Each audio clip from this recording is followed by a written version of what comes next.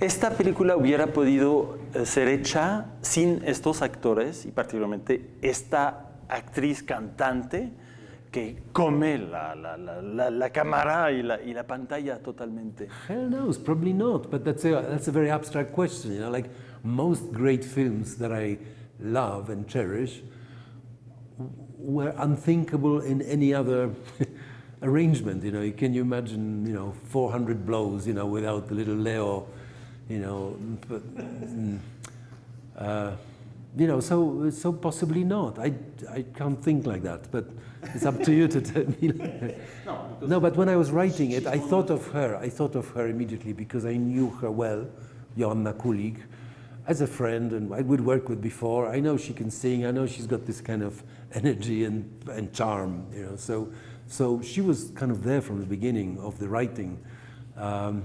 With him, it took a bit longer because I didn't know Tomasz. Also, for a while, I was looking for musicians who could act, which would have made it a slightly different film. But that was impossible because none of the musicians I came across had that presence and could act. So Tomasz was perfect because he looked like an actor from the 50s. I made him look, but he also had that timeless quality, of these kind of old-fashioned masculine men who are not macho, but who are just masculine. So of course, when you look back, the film wouldn't be the same without these actors. Yeah. But then it wouldn't be the same without this music or without this photography. Without this music, Formalmente tenemos que hablar de esto. Bon, Summer of Love fue un choque tremendo por su intensidad, por su frescura, no sé. Bon. Llegó Ida, que fue ahí sí un choque estético, diciendo que nos quiere este formato, etc. Ahora, otra vez un blanco y negro maravilloso.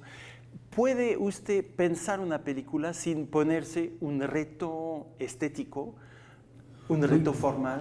But usually it depends on the world, on the story, but also where I am in life, as a director and as a person. I mean, the person who made My Summer of Love, or Last Resort before that, or The Woman in the Fifth, was not the same person, It's something to do with aging, with getting bored with cinema and its tricks, and just trying to kind of find a language for where I am now, what I think of cinema, what I would like to see on screen, and also what the story suggests, It's not like the form precedes the film, The form kind of emerges from the requirements of the story, but also from my sensibility at this given time, and of course it changes. When I look at my old films like Last Resort or My Summer of Love, my last Summer of Love,